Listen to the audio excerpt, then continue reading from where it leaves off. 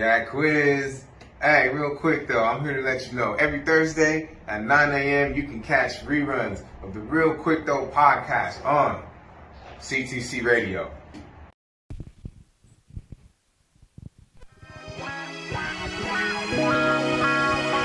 Oh yeah!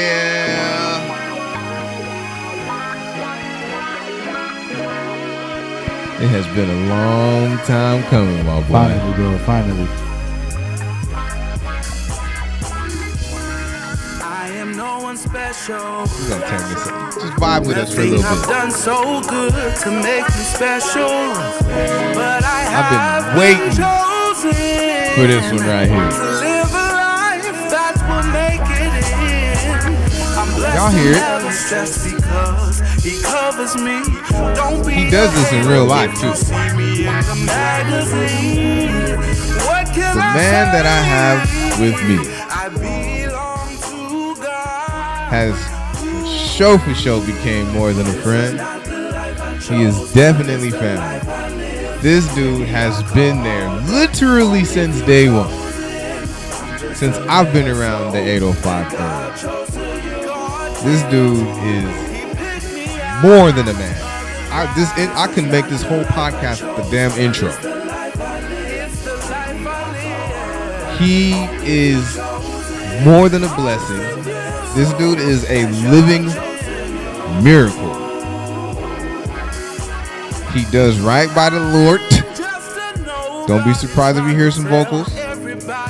He does right by the ones that are close to him. He even does right to the ones that are close to the ones that are close to him. This man can pray. I have watched him move crowds. Okay? I'm going to go ahead and shut up now. Ladies and gentlemen, we are going to give a big round of applause for my boy, Troy Anthony.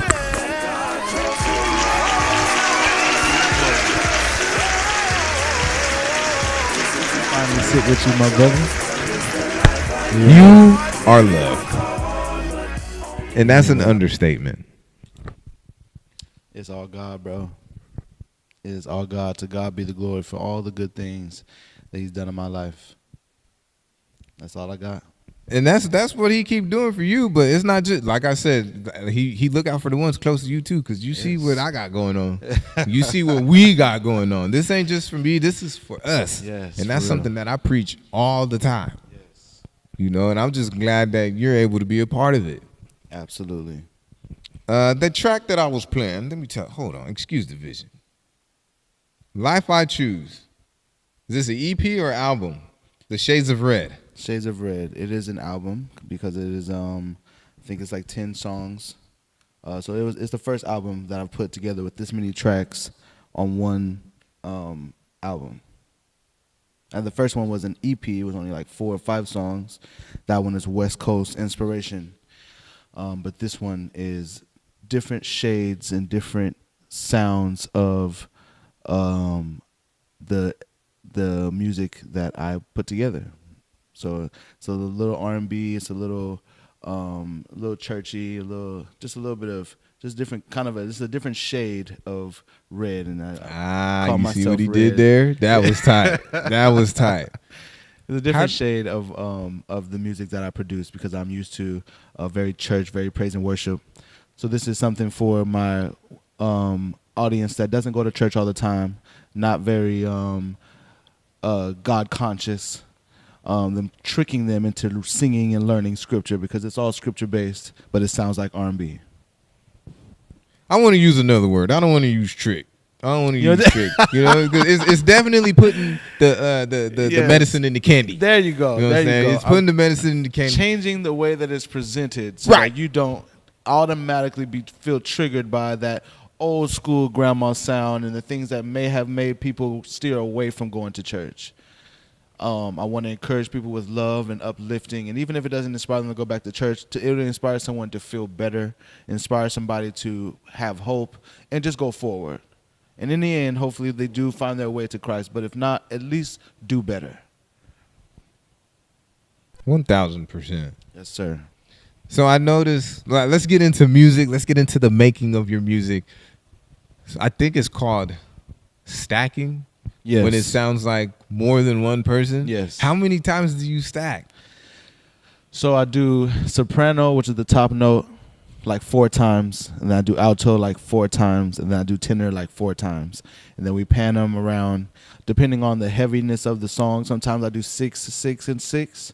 If it's very light and it's more hip hop, sometimes I just do 3, 3, and 3.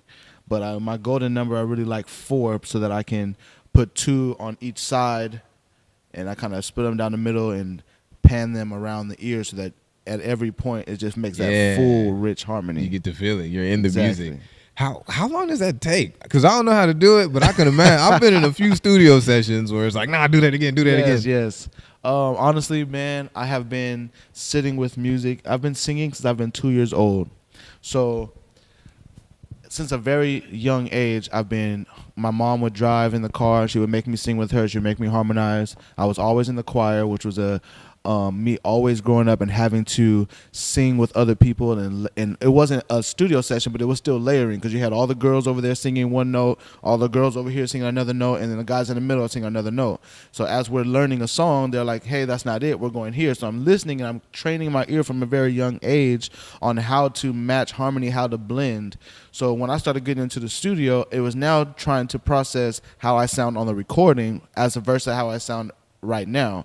So it was that was the challenge, and that was in the very beginning when I was like in high school, my first time getting in the studios, and at that point I was just doing choruses. But even then, I didn't know what it meant to stack. I just thought I sang it once, that was cool. Next one, that's cool. Next one, and they're like, no, I need you to do it again. I'm like, the same one? They're like, yeah. I'm like, yeah, that's what do you mean what the same one? I was like so that they're too. like over and over and over again, and then we got to do it again to make sure that all of those are the same. I'm like, what? So that was my first time realizing that, because I didn't know that this recordings that we hear all these years was just, I thought it was just, I didn't know. So that's when I learned that. But once I realized that that's what it was supposed to do, I mastered it because I know I sing on key. I know my stuff when I go in. So when I started learning how to record, I knew, okay, now when I show up to the studio session, I can't get to the studio session still trying to figure it out. I come in knowing what I'm singing and how I want it to go. So my studio sessions are, you give me 4 hours, I'm gonna knock out 4 or 5 songs because I'm gonna go. I already know my harmony. So first take, boom. Second take, and I do them exactly the same. Next, exactly the same. Next. Every now and then I'll stop and have to do it again because of my voice, or I need some water or whatever, and I'm a hard singer. It's the lead that makes me do all the back and forth because I kind of get crazy as I'm leading. I've seen it. But that background part, just this morning, bro, I was in the studio. I got home from work like 8:30 this morning. I had been working on it all night. I was supposed to go to sleep, but I had to just real quick. So it took me about an hour, and I knocked out 2 brand new songs. Laid all the harmonies down, like I just said.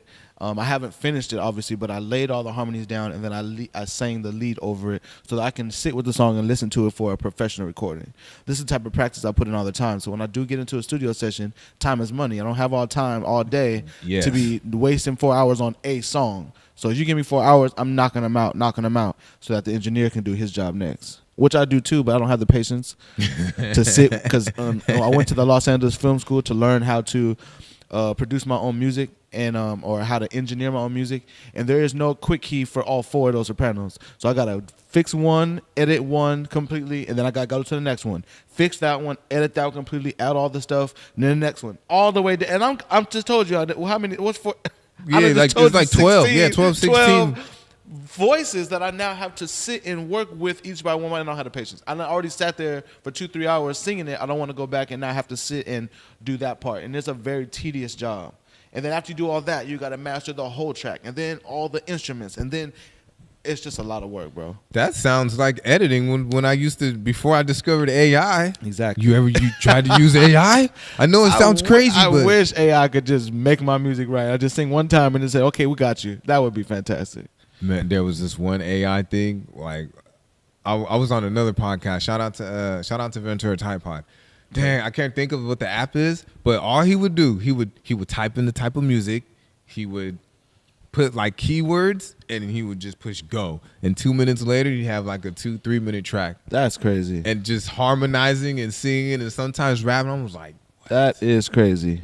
But look into Technology is wild, bro. I might do that just to hear it and then go record the song because it would be mine. It would be I can copyright it because it was created right now by me. Yeah, it's yours. True, it's That your would be dope. likeness. All that, all the technical words. It's your likeness. It's your well-being. I don't know.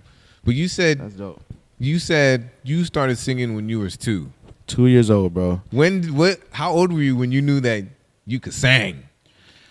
I was I'm not gonna say forced, but I did enjoy singing all of my I was gonna say teenage, but my childhood years. But I was, like I said, I was 2. So after that, just being in church from that point on, all I knew is that I sing. That's all I ever knew.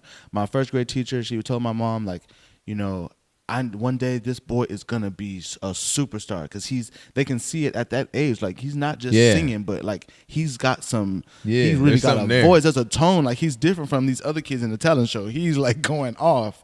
We can't give him to sit down and do his homework or his classwork because he in the back tapping on the tables with pencils and making beats, or he in the back singing, or came in his own world back there. I'm back there singing praise and worship. I'm supposed to be doing classwork. So. It wasn't until I got to high school that I decided, or that I found out, like, oh, girls like when I sing. I actually can make this something. Like let me start trying to be an R&B artist. I think everybody's following me. I was so popular in high school because of my singing, and at the time the girl I was with, she could also sing. So we were just like, everybody was just in awe of like, man, you're a singer. Like this is so cool. Everybody knew me by that singer, like Red that sings. So I was like, this actually could be something I can actually do. It wasn't until then I knew I could sing. Before that, I've always been a singer, so I always knew I could sing, but it was just second nature. When I got to high school is when I realized, like, I can probably make money for this. So that's when I started thinking, like, people are telling me, like, I know this person, know that person. Jagged Edge had reached out I was going to say it was this song, because I wrote this song in high school. It's just now came out. But I wrote Life I Chose years ago. And there's a song that they heard that they wanted to get on and they wanted to work with me on. I want to say it's this one. Destiny could tell you, but I can't remember. She would remember. Man. But that at that point, I realized I was working with a few people that everybody think they're a producer when you're growing up. Yeah. And there was a few people that thought they was that guy, and like, oh, we gonna come take to you the to studio, the top. and we in your kitchen with egg cartons. Hey man, pull up to the studio, man. Come lay something down, man. Like, oh my God! And it was cool. These are all the situations that groomed me because I know how to take the meat, leave the bones. There's certain places where I worked with them, like, okay, I like this. I'm gonna adapt this into my new thing. And then there's other people where it was just like, yeah, I'm not gonna take anything from this. But that's when I realized, like, if Jagged Edge was to do that, that means I could potentially be famous, or I could just have money. And get them credits. That's get what I'm you saying. paid. If they're singing the song I wrote, and that's when I started researching what does that mean. And me and my mom were talking about it, and we began to pray and trying to figure out if that's what the route I was going.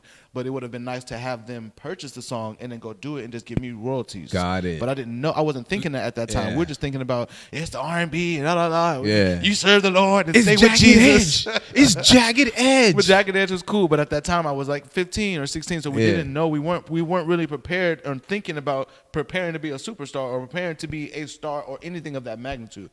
I just sing in church because that's what I do. I glorify God. I'm a minister. It wasn't about any monetary anything. So when I got to high school, I was like, you know what? I actually want to do this as a career. So I started recording. I started singing. I'm like, I think I'm gonna try to be that nigga. There is a video, right? I can't remember if I sent it to you or not, but I immediately thought about you.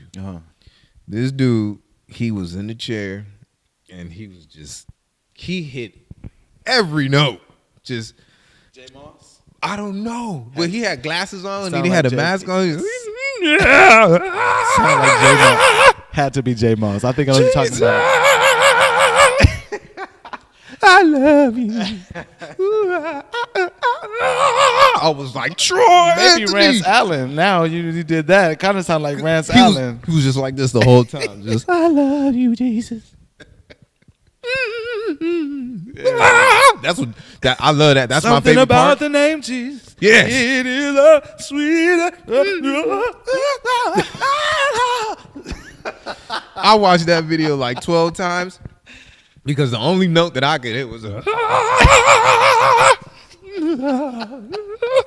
I love when non-singers impersonate Man, singers. I was like, Troy, 1,000%. I think one of my students had like a full-blown escalation, so I had to put the phone down. Yes. But I was like, I lost it. I can't find it. I didn't look at the tags. It was just a black dude with glasses, and it reminded me of me because of the damn Is glasses. he an older, heavy set? No, he was a gray little hair? skinny dude. He might have been like. Oh, he was impersonating. Yes. The guy I'm talking And about. then there was. He was in class. He was Yes. sitting with all the chairs. He is a fool, man. He's so. I was done. I can't think of his name right now. I think it's Will or I can't think of his name, but he's a talented artist. I think he can sing for real. No, he does. He put a single out. I think last year, or year before last. He's a gospel artist. Man, so the closest to I was in a choir. I think everybody. I'm kind of convinced. If you was raised in church, If you was in the hood, you was at church with Granny. somebody grandmother had you, You know in what I'm church, saying? Like big time. especially if you was in the hood, because they always Man, do. what? Bring that baby to church. Bring him. I was in the choir. I was on the drill team. It didn't work out because I can't sing. But it was I But get see, it now. in a choir, you can sing if you listen, because there's a note in a choir that you can follow, and you could be yes, yes. You could do that if you're hearing it over and over again without being a vocalist. So that's why everybody was in the choir, and there's a lot of young men that were doing it, and then nowadays they're like, no, I don't do that, I don't sing. No, you may not be a vocalist, but you can probably match pitch and hold those notes long enough to get by in church. And when I dropped them notes, I had my people to pick me up. They picked it up. For real, I feel you. Something about name G. See, that's close enough. If you was in a group of 12 other people just doing that, you on key, and you would be able to sing in that choir. What's your favorite song to sing? Oh, one man, of yours? It's a 2-part question. Your favorite song to sing, and mean a song I wrote? Yeah, like a song that you wrote, a song of yours, and then a song that was written by somebody else, but you sing it better than them. I'm gonna say better than them, but well, for me, from my own song, "Life I Chose" is one of my favorite songs on the record, on the album. Out of all my collections, it means a lot because of how long I've been envisioning that song sounding like how it sounds today. And I didn't rewrite it, but it was sung differently over the years because it's just a song that has been with me for a long time. But I really enjoy the instrumentation of that song and the way that it flows and just that R&B, old school, chill, lounge vibe. And then I come on here and I'm giving Jesus on it and I'm singing my heart out. So when I sing that song, I love when it comes on. It's just very smooth and everybody's I've got to perform it maybe once or twice and people are just like, okay. Then when that beat's like, down, down, everybody's like, okay. And then I start singing it like, okay. And then the harmonies come in like, okay. So it just comes. It's just a vibe. I love that song. I've seen it. Can't lie to you. I really do love that song. And another one of my favorite songs is "Bless the Lord" by Ty Tribbett. I sing that song. The church that I lead worship at is no praise team right now. It's just me and the band.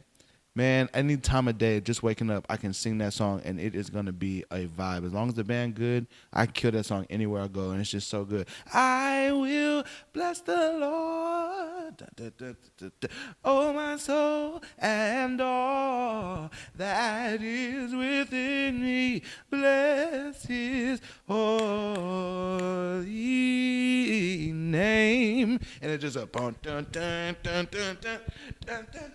Ty Tribbett, if you ever seen Ty Tribbett, he's just an amazing performer. He's like, the youth really resonate with him when he performs because he brings that hip hop vibe. He brings just a whole nother sound and a meaning to gospel music. And that song I can tear the house up with anytime, anywhere. The closest. Okay, so how do I say this? When I was heavy in church when I was younger, I had found out that Brent Jones and the TP Mob started at my great granddaddy church. That's church family. Wow. And my mom, she said it so casually, but oh yeah, Brent is here, or they're about to go sing in the choir. I didn't know. I didn't think nothing of it. I didn't know. I was a little kid, but when I heard him on the radio one Sunday, and then good times. I was everything will be all right. That's him? Yep. I was like, that's the one. She's like, yeah, that's Brent. That's church family. dang. That's crazy. There was Destiny's birthday. Yes. Right? We did karaoke. I think you were definitely like top 3 singers that night. The night that Missy was supposed to show up, but Chris Brown showed up instead. Yes. That's when I knew like that, because I've seen you sing at church. Yeah. Okay. I've seen you sing at church, and I was like, okay, he's at home, he's comfortable. You supposed to do that. Everybody's hard in their hood until you go somewhere else. Exactly. Not this guy. This guy, he sang everywhere, and when I watched people stop doing what they was doing, we in the club, we had our section, everybody else got their section. There's bottles, there's, you know what I mean? We got girls from, what is it, House of Hollywood or whoever it was. Chris Brown is feet away in the from corner, us, and you are just gassing. Tommy Lee drunk and falling all over the That's stage. who it was. That's who it was. I popped out on Hollywood Unlocked. I was right there. Yeah. It's like, but just to watch everybody react to you and they vibing, and I just watched you just head up, chest out, eyes closed, singing. Did you even realize that people gravitated towards you? Because it was crazy. I'm used at that point. Yes, I'm used to it. That I knew that they was about to, because they call your name, and people, especially in that type of environment, is open mic, so not everybody get up there and is actually a vocalist. Right. So every now and then when somebody good gets up, like everybody's talking, like the song comes on, they're cheering because they know this song. Yeah. But then when he starts singing, and that's why right before I sing, especially I'm in the club. Now, if we're in the club, I'm enjoying this for just pure entertainment because it's not worship. I'm not ministering. So my hair is down. I'm chilling. I'm just having a good time. So now I get to really play around. And when I'm in worship at church, I try not to be as loose with my runs and being crazy. And I know some people would hear that and say, he'll lie, he's sing and run all the time. But I do tone it down a little bit in church because I want God to take over and the anointing to move so that people can hear what I'm saying and actually worship God with me. Now, there are a lot of times where, one of my mechanisms, if I'm uncomfortable or something isn't right or somebody's messing up, I'm just going to run. Or that's just what I do. So sometimes when I'm nervous, I may run too much. But for the most part, if I'm confident and I'm comfortable and I'm in worship, I do my best not to have as much of that extra because I'm trying to set the tone, and I'm trying to make the atmosphere conducive for God to move on the people he's trying to move on. But when I'm in the club, the times that I've been invited and I get to sing R&B, I'm just finna let my hair down and have a good time. So when I first get up, I start off with they hear the music, dun dun dun dun dun dun dun dun dun. Everybody's like, oh, that's my jam. Dun dun dun dun dun. And I just be, whoa. Now everybody's like, oh. Yeah, like, oh, he sang for real. Coming over to Everyone's the like, stage. hold up. No. This is a real guy. He's about to sing. Yeah, I gave him that first note. Let him know, whatever y'all doing, come on over here. Let me give y'all a show real quick. Now I'm going in because now they're all engaged. They're pulling their phones out like, oh, my God, he can actually sing. What's your name? And then I just enjoy it. I love to entertain, bro. And I just start going in. I get everybody involved. Try to get everybody involved and try to make that moment so that they remember who I am or what it is that I'm bringing to the table.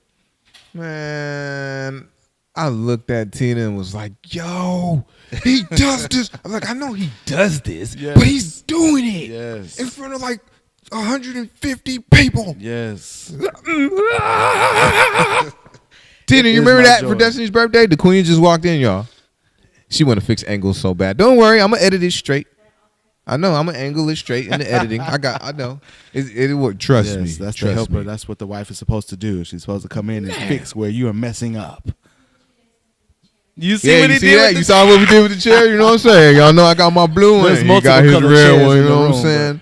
I was trying to figure out like how you just know I was gonna have on red today. You didn't know I was gonna wear red. I started to wear a blue shirt. Well, not blue, but I started to just wear black, but because I got to go to work later. But I was like, no, let me put on. His name is I Am Red on Instagram, y'all.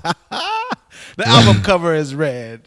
The hair is naturally red. That's where it came from. So my hair. Shades of red. The song that I was playing was I choose Life I Chose. Life I Chose. It was just dope to cause I ain't gonna lie, I might have fanboyed, even besides us knowing each other. I might have fanboyed like, Yeah. dang, hey, man, everybody, I'm playing it cool. Like, I'll kick it right here. That's my homeboy Yeah. right there. You know what I'm saying? I know him for real. But man, like, It was a blast, bro. And I go there every now and then, and I didn't even know. So that was the second time that I've been there and sang when you guys came. The first time when I went there, I didn't even know it was star-studded like that. I didn't know that they were hiding in the corner. So the last time I sang Yearning by the Gap Band, and right after I sang, the guy, he played a song, and he said, we're going to have Neo come up to the stage. So I'm sitting outside. you did it before Neil? I'm sitting outside. I'm like, oh, somebody must be calling himself Neo. Okay, let's see who this is, right? Right. And I didn't even go or nothing. I hear the man start singing, and I'm looking. I'm like, wait. I see other people going inside. I said, that was actually Neo. I went inside, and I'm like, wait a minute. This man is literally right. He just sat there and watched me sing, which is a vibe. And then multiple other artists that are sitting in a room that are just chilling. And then the fact that Chris Brown, one of my favorite artists, like, he is a GOAT. This man, Chris I is was a GOAT, watching his hands down. interview, and he put out 40 songs on his last album. And Big Boy asked him, how many songs did you write for that album? Yep. He's like, 250. Yep. I said 250 songs, He got and then he's like, games. "And how did you narrow down the weakest links from this to that?" Now, first of all, who puts an album with 40 songs? I'm still getting to know all the songs. Yeah, I mean, for I listen real. to it religiously, so I do know all of them by now. But it took me like a month, and then a song I haven't heard come on rotation. I'm like, "Oh, what song is this? Oh, this was on the album. I didn't even hear this one." Yeah, like He is a he got a beast, lot bro. of slept on. The way he projects. sits and creates and does what he does is just so fantastic. So I want to be like the Chris Brown of gospel. So some of this music, to be honest, what I wanted to name this was Chris Brown gospel. And people would have been like, "What does that mean?" And I wouldn't have been able to explain it, so I couldn't do it. But I wanted to make it like, there's one, maybe not each song, but there's one song in there particularly, and it's called "Feels Like Forever." When I heard that song, I'm like, this is something Chris Brown would do. And I'm like, this song right here, I should just call this Chris Brown gospel, because that's how I was feeling. But I want to be able to drop that number many of songs in the Christian world, and all these different flavors, and featuring all these people, and he's just fantastic. Can you? So to know he was sitting there watching me perform is the point I was getting to. Okay, so he did get to see you. Oh yeah, because I was tripping. Him and his whole crew. Before I sang, I knew he was there because he came in, and I was like, I can't even believe this. And he's sitting in the back corner in front of the TV, and they were just looking at the screen while I was singing. I was trying to pay attention and perform, but my whole mind was just Of course. my guy is right here watching me sing right now. Man, This let me is hoop and incredible. Iverson walk in there. Oh my God. Actively Black. Shout out to Actively Black. You know what I'm saying? I got the pants on, the hat. Man. Come on, we need sponsors up in here. That was a Shoot. moment. That was a moment. And he shook my hand, and I'm the type of person that I try not to say things that are cocky or whatever, but I'm the type of person people don't forget. So if you heard my voice, a lot of times people don't forgive me even if they haven't heard my voice because of my red hair and freckles. So they'll see me and be like, "Oh, I remember you." And I'm like, "Oh, do you? God bless you. Good to see you." And I'm like trying to remember how, and I feel feeling bad because it happens all the time. Story of But my life. There's times where when I meet people like him, I just want to make sure that I shake your hand, that we made eye contact. I said something to you, you said something to me. Okay, cool, because I'm coming. And I'm going to get to that place one day. Yeah. And we're going to have another conversation where it's going to be like, It's I gonna be remember you. different. And then it's going to be more of a familiar vibe because I'm not really starstruck. I've worked all the award shows this year and last year as a security guard. So I meet these different people and these different stars. And like Viola Davis and her husband, I met them at the Golden Globe Awards. And my job was to tell the artists to come in and go take their pictures. And then the people that are with you need to come around on the other side. You know, the pictures you see that everybody takes at the awards? Yeah, that big wall. That big wall. Yeah. I'm standing there separating the people, the talent, from the people that are the agents and everybody around them. Like, you guys go around, take their stuff to the other side, and we'll see you on the other side. So I met almost every single actor in Hollywood that day. I mean, I'm not kidding you. If you name them, I sat there and was laughing with Seth. Is it Seth Rogen? Yeah. I mean, he's the same person. His voice is crazy. It's Martin Lawrence walks up behind me and goes like this on my shoulder, like, "What's up, young man?" I'm like, this way. That's I'm LA. like, I was just chilling, but they would come up to me, and then what's her name? You know, Freaky Friday, the movie Freaky Friday. Yeah. What's the mom's name? I can't think of her name. I didn't see the movie, but I heard I'm of so it. bad with names, but And I like that she song, was, too. She's a superstar. She's the mom. She's on all these shows. She came up to me, she's like, "Oh, I just love your hair, blah blah blah." She's like, "So what movie are you in? What award are you getting today?" And I was like, "Well, I'm just security, and my job hell no. my job was Hey, to yo, I'm separate the nominated. talent." I'm not. I got nominated. I But probably ain't gonna I win. said, well, I'm just here supporting the music department today for X, Y, and Z. I'm getting paid to do security. I ain't even supposed to be talking. Man, don't and it let was just me. so funny. But I was saying that to say that like Viola Davis and everybody hates Chris. What's his name? His name is Tyler James, I think it is. Anyways, I met him that day, right? So then when I worked the that was the Golden Globe Awards. When I worked the it was the Grammy Awards. When I worked the Grammy Awards, I was doing the same thing. So some of those same actors that came to the Golden Globe Awards, which is for actors, they came to support people for the music that were in their films. So they were still at the Grammy Awards representing the music that may have been in a film that they were nominated for. So I saw Viola again. And this time I'm standing in line. She remembered you? She waved at me and her husband walked Hell around. I got to say names because I'm sitting here tripping. Like he walked around anyway, he walked around like 3 stars and excuse me, and came straight to me like, shake his hand like, what's up, young man? How you doing? And I thought he was going past me, but I was like, oh, I'm good, bro. That's Like, a it's hell good of to a see feeling. you. Like, that was so kind of you to step around and speak to me like a nobody, but you knew from a distance who I was, brother. Did not forget my face. Tyler James, he walked right up to me that second time. The first time I just told him what's up, I told him he's fly. You know, I appreciate I've seen you as a little kid. I can't believe you're an adult now, and just chilling. Yeah, it's and then this crazy. time he walked right up to me like, oh, what's up? Good to see you again. I'm like, you remember? Yeah. I'm like, that's crazy. So I always make a point to, when I meet somebody, if somebody's heard me sing, to my networking is just making sure they shook my hand. I spoke you and I told you my name. First because impressions. I believe that God is going to take me to that place one day. I believe that my talent is going to open doors and bring me before great men eventually. And when that time comes, these people are going to be like, oh, I remember you, young man. And it's going to be familiar when I walk into a place. It's like, oh, come sit with us. Like, I want that type of vibe. You know what I'm saying? It's gonna get to that point where it's like, hey, Chris, you want the first, the second, or the third verse, man? Which one you want to get on? Man, I'm gonna let you pick. I can't even imagine. I had a couple moments like that. One was with a rapper, my favorite female artist. I got to see her a few times. She remembered who I was, but the one that did it for me was Mike Epps. Okay. So he came out here. He came to Levity. One of my boys now, he introduced me. And first he was like, oh, yeah, you're the one who said that joke. And I was like, yeah, that was me. So we chopped it up. Oh, it was only for like a minute or two, and he got out of there. But when we went to the, what was it, the Forum? We went to the Forum, and he was hosting. So he was bringing somebody up. But before he brought somebody up, we were kind of like walking to our seats, and I was looking at him. And then he like looked at me and he just gave me like a little one of these. Yeah. And I was like, we remember, like, you got me. From Oxnard.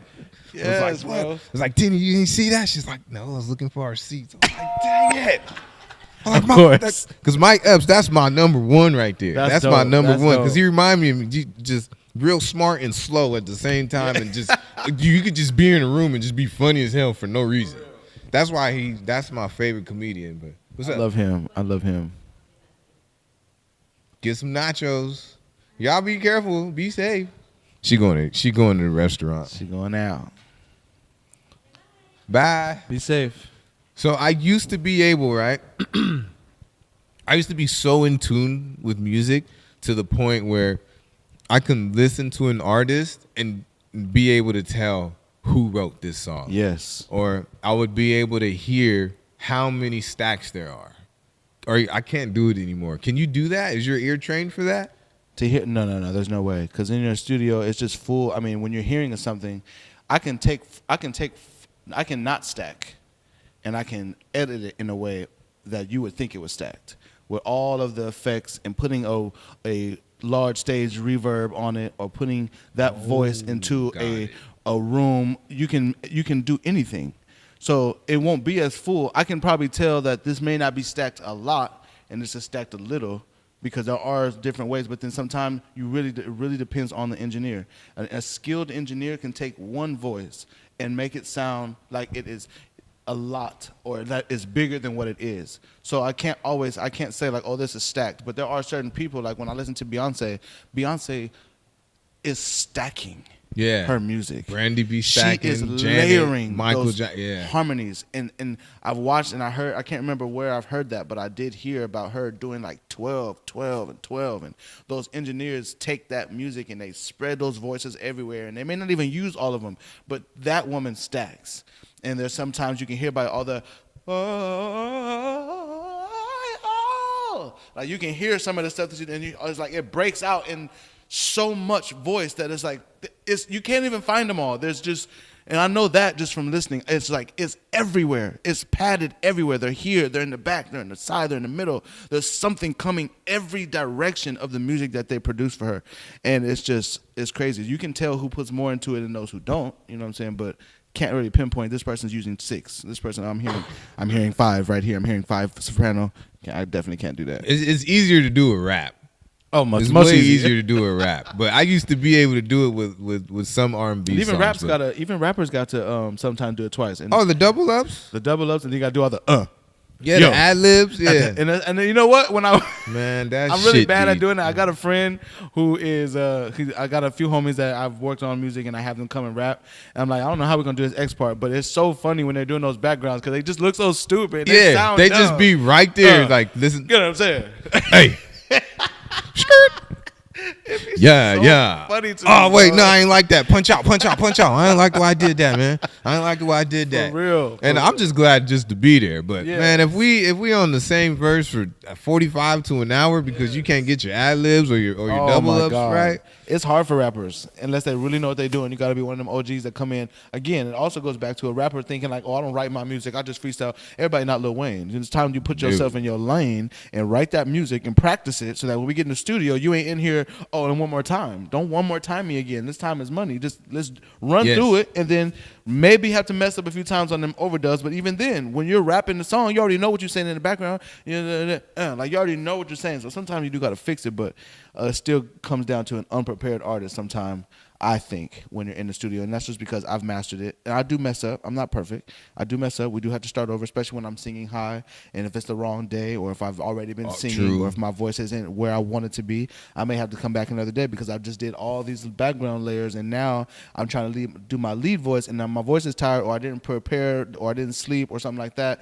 So I'm going to have to come back. Or give me an hour. Get some water so that I can get that top range back so that I don't record on the track something that is tired, because some things you can't fix in the studio. But there's a lot of people that can't sing, and you go in the studio and we they hear perfect can- music. Yes. I ain't gonna call nobody out, but Trey Songz is not a performer. I mean, he is not a vocalist. He is a performer. His music in the studio is not the same as him singing live, standing That's like on Miguel, stage. too.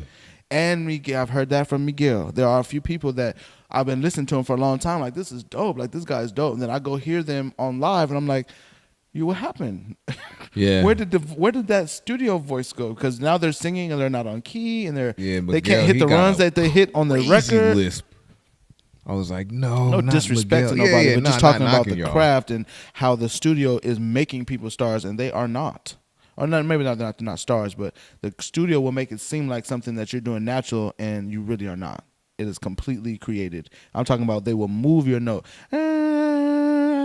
I was in the studio with Brent Jones when you brought him up. I just got featured on his newest album, Talk and that. I was while we were there at the live recording. We sang live. He had the trucks outside. All of the system was connected to the program. They were recording us live. So we do that first. So we have the video. We have the live instrumentation of all the instruments, all the voices. And then we go into the studio and we overdub on top of that recording in the actual studio to make it crisp and bring out sounds that we have, fix areas where we weren't right. And that night at the live recording, I had the song was already too high for me, but I still I wasn't gonna turn it down. Brent Jones telling me to sing the song. I'm gonna find a way. Yeah, and I'm gonna it's sing gonna the song. happen. It's gospel. I'm gonna holler through it. I'm gonna figure it out. I tried my best to stay where I could, but anyways, that live recording didn't come out so great the night of, because by the time we sang and the day I did not have everything I needed, but I still did it. But there were areas where I went flat. There were areas where I was off, and in the studio, I went to the studio to re-record it. And I wasn't able to do it because we had just did like a 12-hour session or 6 or 8 hours. It was a long time. I don't remember. I just know we was there all night. And I slept for 3 hours and I had to be at service that morning and sing. So we left the studio at like 3 o'clock in the morning. And I drove all the way back home, hour drive, because I wasn't prepared to be there that long, to leave. I got home at like 4:25 in the morning. I slept for 60 minutes and I got up and had to prepare to go back because my church is in Carson and be there by 7:45. So I slept for like 2 hours and then went back and I had to sing hard again by myself, me and the band, no praise team. So I had to kill it twice for the night before. And then after that was like, I need you to come to the studio and redo your part. So I told him I can't do it today. I just don't have no voice. Let's try it tomorrow. Tomorrow I still hadn't had it back the way I wanted to, but I had to go because time is money. I didn't want to lose opportunity. I didn't want him to take me off of it. So I'm like, I'm going to go and try to do the best I can. I did the teas, I did the stuff. So I get to the studio and the engineer's like, okay, we're going to go here. I'm listening to myself on the recording and I can't hit those notes that I hit that day. And most of it was good, but there were parts that I needed to fix. So it was best to just redo the whole thing so that it's all natural from this recording as opposed to me punching in because it's not the same. That was live. And a trained ear can hear that. It was really hard, but I knew my own song because I had been singing it and practicing, so I kind of knew my runs, but not 100%. So the guy was like, okay, well, we're going to let's bring it down 2 keys so you can sing it like you want to, and then I'll just take it back up. I was like, what? By this time, I've been in the studio and I've been singing and doing professional recordings for a long time, and I didn't realize you could actually do that. But in my mind, I'm like there's no way that's going to still sound the same because it's going to be computerized. Yeah. Sure enough, we tried. It didn't sound the same. But he went to the live recording that I did, and he was like, okay, well, just tell me what you did. Let's try to fix what you did. And I'm going like, I'm like, ah. And then he's like, so I did a run that was like a ah, and then but on the track it was like ah. So he was like ah, that one's good. I was like, yeah. He's like ah. That's trippy. He's like, where you want it? Right here. Ah. I'm like, it's ah. No. He's like ah. Ah. That's I'm like, tricky, oh my God, he's literally moving my voice, bro. That's scary. These people are not singing. That's if you have that's enough AI. money.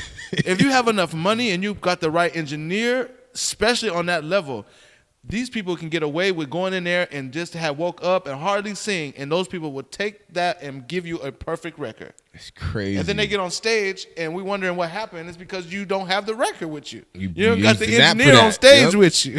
There's an app for that.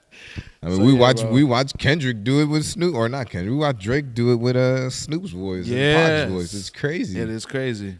How long did it take you to get used to your own voice?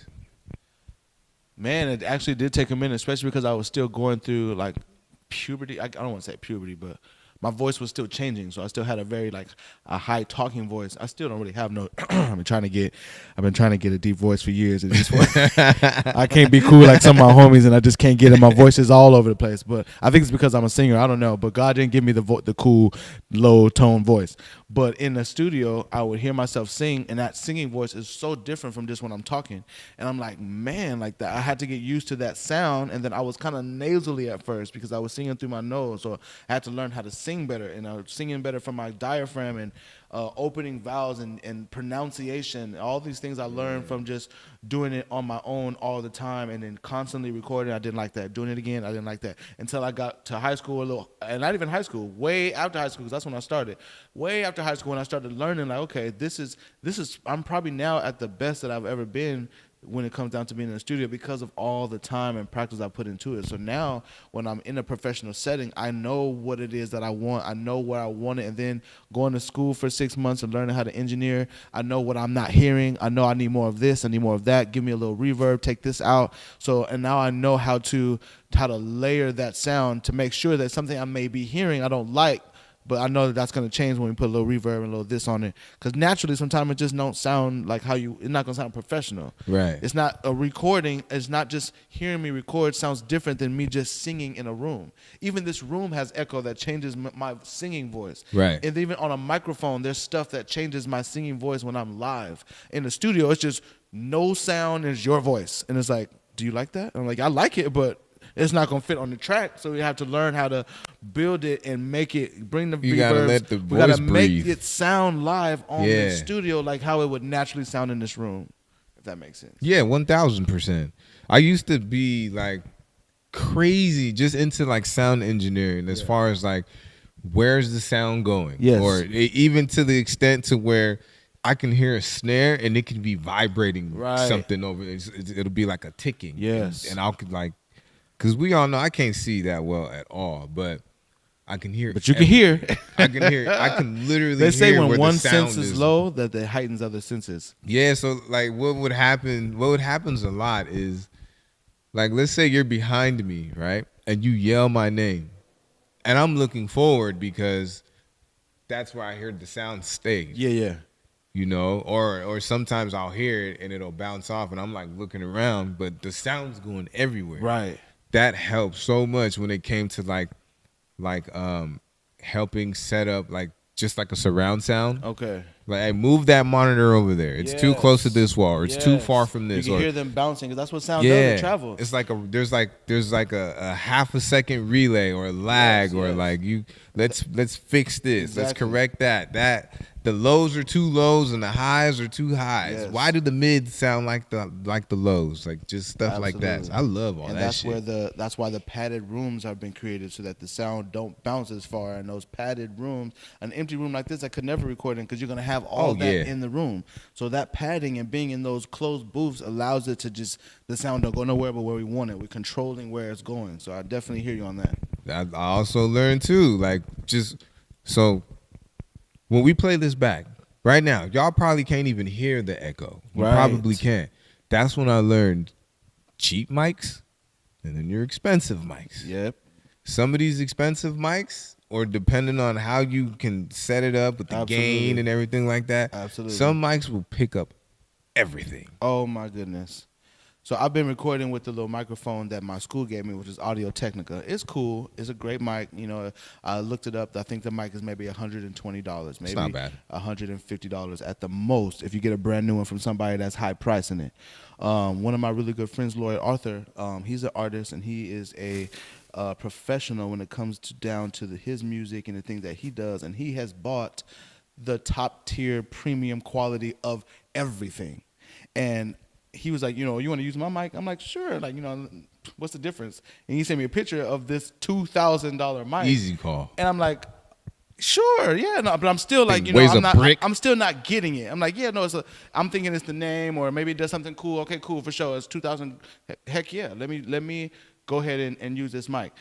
When I get to that mic, I mean, I can hear myself thinking on the microphone. Yeah, it's crazy. Like, I'm talking about way outside, the smallest movement, I'm hearing it in my, I'm like, what in the world? I'm talking about every breath, every syllable, every single sound. You can hear yourself swallowing. I can hear myself swallow. Yeah, it's crazy. I'm like, this is something I've never experienced. It made me sing different. Because I was able to re-record. Yeah, you hear yourself there was stuff HD. I couldn't hear in my other mic until I started editing it. And this one, just in my recording, I'm like, oh, that wasn't it. I got to do that note again. Or I was a little flat right here because it's so crisp and clear. Yeah. It is so crazy. It definitely makes a difference. Those little details, they matter. Like even with these mics, these are good mics. They're fair mics. But if you bump it, oh yeah, you gonna hear it. Absolutely. Those mics, you can bump those and not hear nothing. Oh, you can even adjust. Like the just the area of where the sound can come in. It's like it's those. Yes, it's that technology, man. I'm looking at some Shure mics. I'm looking at some new mics. Yeah, I'm looking at them. But look, all of that, as long as we can hear, as long as And this is still upgrade, I think, from what you started with. Look, okay. So I started with the phone. Then I went to the tablet, and now we got angles up in here. I promise you, there's not going to be too many more months of this right here. You're going to have your own studio. Man, I can't wait. Somebody's going to hear it. That's one of my affirmations. One person. God, there's a million ways God can change our life. We just need one. It takes one person to see something that you've done, to see the heart you have with all these people that you've interviewed, just to talk about people, just glorifying the gifts that God has given people and lifting and talking about and making people feel good about themselves. It takes one person to see that and be like, come over here, I want to do something for you, and boom. Your whole show can just turn into something overnight, and now you got your own studio, and you sitting somewhere. Like just the other day, we was talking about these mics, and now you got people coming in. What you need? you got mics all around you. Like what else? Yeah. And it's like at your fingertips. That day's coming, bro. I have 100% since I met you. Your faith level and the things that you speak, the things that you're dreaming of, they have to come to pass because you believe it. And the Bible says that anything is possible to him that believe. And then it says that if you have faith the size of a mustard seed, that you could move a mountain and ask it to be cast into the sea. And then it says also that faith without works is dead. You've mastered all those things. You already believe. You already speak that thing that you want to come to pass, which is the substance of things hoped for and the evidence of things not seen. That's what faith is. And then the part where it says that faith without works is dead, you're already putting in the work. You strive to be your best in every area. You push everybody that's around you. You're making it work. You started with one camera. Every time I see you, there's a new angle. There's a new this. You keep on progressing. You keep on speaking life into your thing, into your situation. I'm sorry it took me a year to get here, but I'm here now. We in here. And just my time, my schedule and me being in Los Angeles and back and forth all the time. I had to tell my boss no today because I still was supposed to be going to work in early for another 12-hour shift. I'm like, I'm not doing it today. I'm going to sit with my boy today so we can get this thing. But I'm just saying that all the progression is happening. The things that you dreamed of and that you have faith for, this is the process to get you to that place. And it may not always feel good in the process, and it may not always seem like it's not working. I've been doing it for this long. I've been doing it for that long, and I'm still waiting for my dream to come true. It's been 12 years. It's been 15 years. Sometimes it's just because we're not thinking right or we're not believing right, or this process is preparing us and giving us the strength to handle it when we get to that place. Because we say we want it, but we don't know how it feels until we're in that seat. Big time. You don't know how it feels when you're in that seat and you got hundreds of thousands of people reaching out to you and talking to you and depicting everything you say and clipping your videos and these people are the world today. They're taking different interviews and they're taking out parts to push a certain notion, which is not even true. There's stuff that we've been seeing changing context and narrative. Yeah, they're changing the context or the narrative of what that person actually said, and then the world believes it, and then it takes forever for them to undo that lie. It's like credit. And exactly. And even the Bible says that it would be easier and that people are more prone to believe a lie than to believe the truth. So if it feels good and it's juicy, we want to stick with that. We're going to run with that because nobody want to push good news. They want to push something negative. They want to push something everybody's talking about. You do good for 20 years. Nobody's talking about it. Nobody's pushing out all this greatness you're doing. Nobody's talking about, did you see those people he helped? Did you see that homeless person? Did you see? But that one time you fall and do something stupid. Yep. For the next 10 years, we want to talk and harp on we gotta that dumb cancel thing that him. you did, and we're gonna cancel him. Instead of you want to cancel me after all the money that he's put in your pocket, after all the good things I did that's made this company how it is, or at least gave you millions more. But now you want to cancel me from one stupid event or some dumb thing. Now, sometimes that thing is really dumb. You shouldn't have did that, and you lost everything. Yeah, some people but even then, like sometimes it wasn't that big a deal. But the point is, people harp on the one bad thing you did, and as opposed to everything you did good goes out the window. I don't know how we got on that, but I just want you to be encouraged. That's my favorite part about my show. We go off the rails here, all right? You got to go through it to get to it. Yes, sir. All right? That would preach right there. Yeah, that's one of mine. You got to go through it to get to it. Absolutely. This did not just happen like that. Absolutely. I mean, it can, but how authentic is it going to be? Absolutely. And if it happens like that, it'll be gone like that. Yeah, the good old crash and burn. Yes, sir. I have people hit me up all the time. Yo, what do I need to do to get started on the podcast? How did you start yours? What kind of tripod do you use? What kind of cables are you using? Right. Are you using wired mics or Bluetooth mics? I can tell you exactly what to get. I'll tell you where to get it. But I can't teach you this. Exactly. I can't teach you how to do you. Absolutely. I'll give you the game all day. Everybody said the game is to be sold, not to be told. Yep. I'm not there yet. I'm somewhat of a bad businessman. You can never play me. Right. But when it comes, like, I love this so much, and that's all I want to do is just spread the love. Like, absolutely. It's not cheap. I will say that. You can go cheap, but don't be mad when that quality is not there. Not the same. You really got to pay to play. Absolutely. If you want a quality product, you better spend that quality dollar. Absolutely. Which means you got to put in that quality time to get that dollar. And that's what I wanted to get. That's one of the things that I admire about you, because I make sure to do the same thing with everything that you have going on, with just church, making your own music, Yeah. going to work. Like you did what, 14-hour shift yesterday? Yep. With all of that going on, you still make the time to come check on the boys. You come hug my daughter. You make sure everybody's straight. I don't have a lot, but I got enough for us. We're going to go get some ice cream. We're going to go bowling. We're going to go to the movies. Absolutely. Like, it doesn't get any more selfless than that. And Absolutely, that's just one of the many traits that drew me to you, because that's how I get down. Absolutely. You still got to find I don't care how tired you get, you still got to make time for the people that love and care about you, and just for the people that you love and care about. But when you're naturally that person, you don't even have to go create a time. You are that person, so it naturally, I mean, it doesn't matter how much I got going on. There's a part of me that is going to give to the areas that I know need me. My mom, taking care of my grandmother before she passed, and taking care of my grandfather to take care of her, bringing her in, taking away the youth and the things that I wanted to do as a young man, and going out and being crazy, or not crazy, but yeah, being crazy, going here, going there, doing just whatever. living, just living. You know what I'm saying? Just all over the place. I'm sacrificing those things to be home to take care of my grandmother, because I might have to take her to the hospital today. I might have to be here when she falls to pick her up, so I can't be all the way in LA. I got to be at home.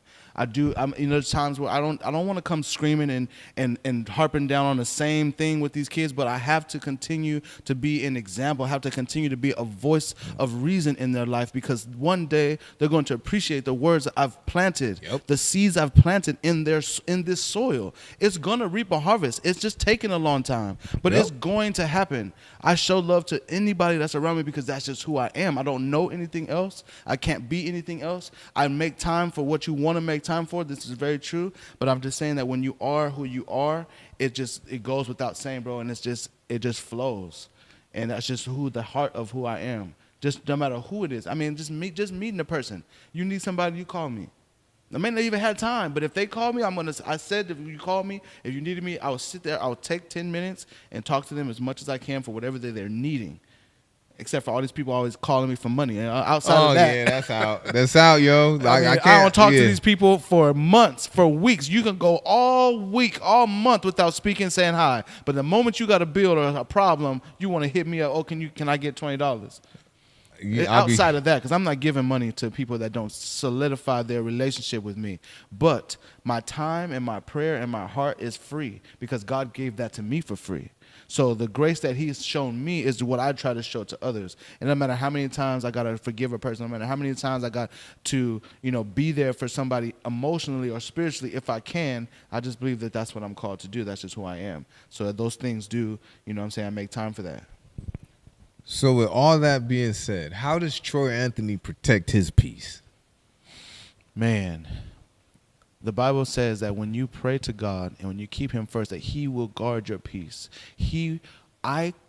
Keep communication and my relationship with God strong enough that his angels and him being on me, because I'm in him and him being in me, he puts things and angels around me that guard my peace. He stops situations from coming in my environment to keep me from having to go off. It doesn't happen all the time, and that's usually when I'm not praying. I'm doing something else I got no business doing. Yeah. And when I start doing things my own way, then the devil finds ways to attack me, because that presence of God has been lifted. We be straying sometimes. And I be messing up. I'm not perfect. You know what I'm saying? I'm really trying to.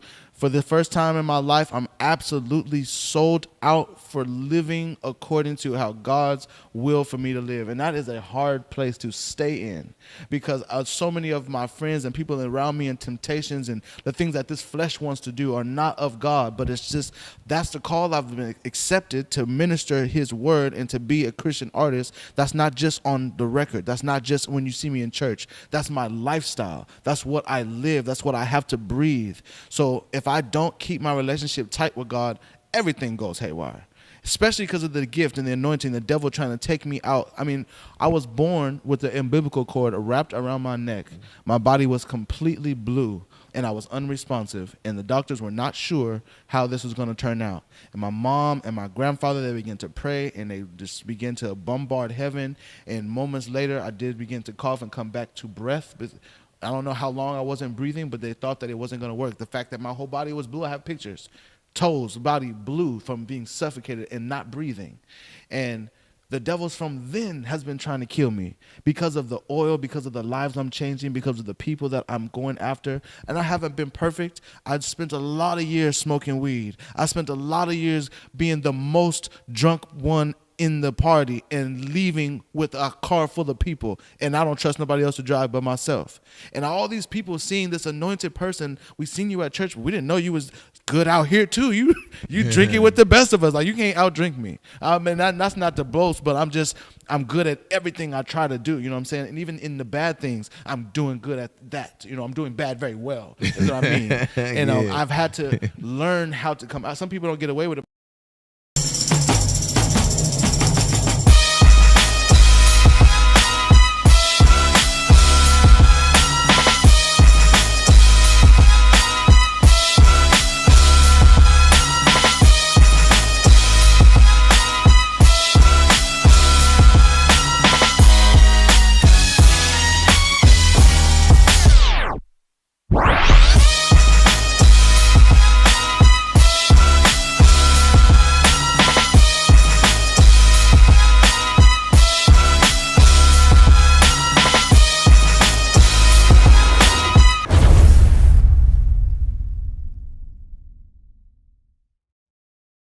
You know, I may have been stepping a little weird, but when I get behind that wheel, I'm going to be fine. But I'm thinking, like, you know, I can go above. I can do it. Yeah, don't drink and drive if you can't handle it. You know, that's not pertaining to me because I got this. That's the mentality I had. And the mentality that I had people that were watching me think that I was above. We don't the law. advocate that. So, be safe. No, we do not advocate that. And I'm saying that to say this is what I was thinking. And that night, I got behind that wheel, and I'm thinking, like, oh, I got this. I'm cool. We're just going down the street, and ran through a red light, and that red light happened to be a freeway exit that I could not see because we were going under a bridge. So it just looked like there was a wall, and it looked like there was only cars coming from this way. There wasn't nothing coming from here. But I'm thinking I know so much. I'm thinking I'm good, but I'm clearly inebriated to a point that I'm not clearly paying attention and that I should not be making decisions to run a red light. And I went through that light, and that car came at 70 miles an hour through that light and ran right into us and spun me into a wall.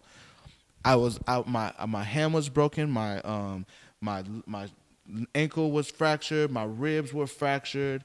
My neck, I mean, I was in the most pain I've ever been in my life. It took me 6 months to actually, not even heal, just to walk again without medication.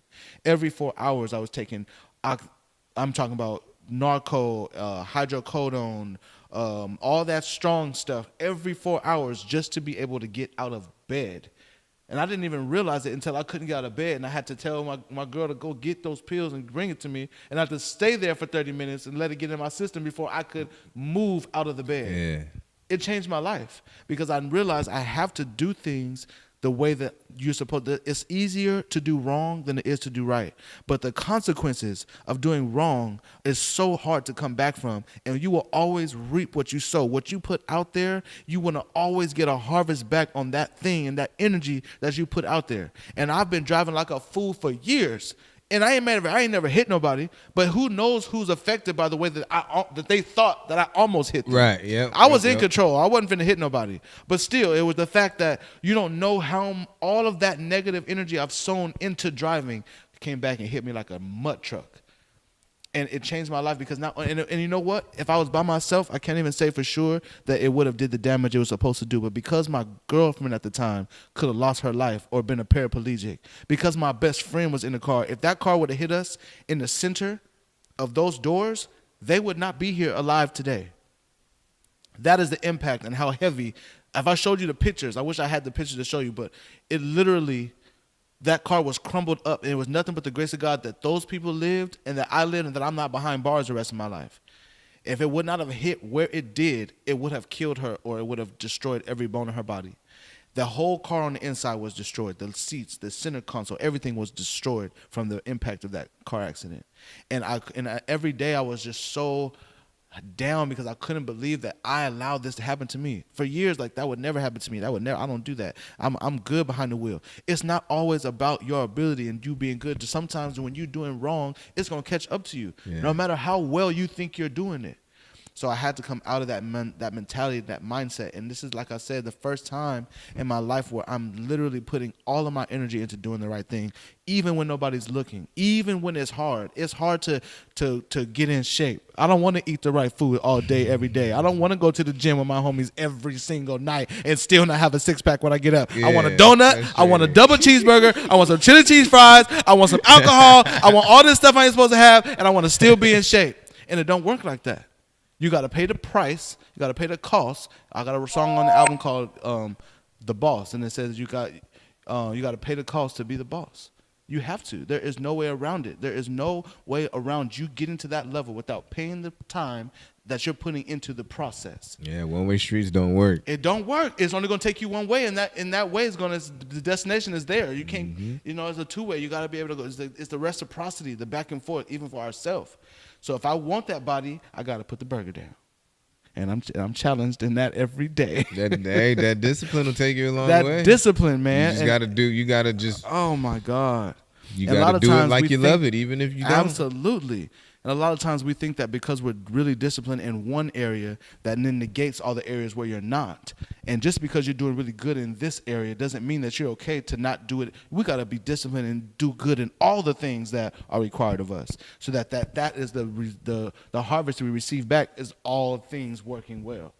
So yes, that discipline is a situation. Again, I don't know how we got on that rant. No, this is good. I was just going into how that's what we do. This is what I do. Faithful to the process is basically where we're getting at. This is a lot of people's therapy, and they don't even realize it until that episode that we did. Yeah, I feel lighter. Yes, for real. I feel way lighter. I never told some people, at least not as passionately. Absolutely. This is. Thank me later. Absolutely. No, for real. We are freed by the words of our testimony, testifying and talking about how you have overcome a situation reminds yourself in the situations that are currently attacking you, I can do it again. I can make it again. Even for somebody that's not believing in God, you put in the right positive attitude and the right positive mindset behind pulling or coming out of something. I know for a fact that it's God, even if they don't want to accept it. But you still did the right thing, because you're going to get you're going to reap what you sow. So if you put in good seed, you're going to receive a good harvest. And that's just principle He set up, no matter who you believe in. So a lot of people are successful in doing their thing, and it had nothing to do, and they don't even believe in God, but it's Him. And even if they don't believe it, and what was I saying? I was saying that a lot of I don't forget what I was saying, Julius. Staying on the path. Just staying on the path. But you had said, what did you just say before that? I be having short-term memory loss too. It's all good. It's just more so like I tell the kids all the time, you gotta maintain so you don't have to play catch up. Absolutely. You gotta. It's one thing that you did something good, but you gotta keep doing good. Absolutely. And when you keep doing good, you're going to keep getting rewarded. You're going to keep seeing good things happen to you. You're going to keep having better days. Absolutely. It's just how it works. It's a good cycle. You want to keep the good cycle. Yes. But you still got to maintain it. You still got to put the work in. Yeah, we trip. We trip. We be tripping. Yeah, absolutely. But we're not falling. No, we're not. At least not over the same step. Right. If I fall, I'm not gonna trip over that again. Sometime, but you should be learning. You should be learning from every little step you take. If you trip that time, you better step over that. Absolutely. You can't fall if you ain't tripping. Absolutely. So just the fact that after your accident, you were able to admit to yourself and understand that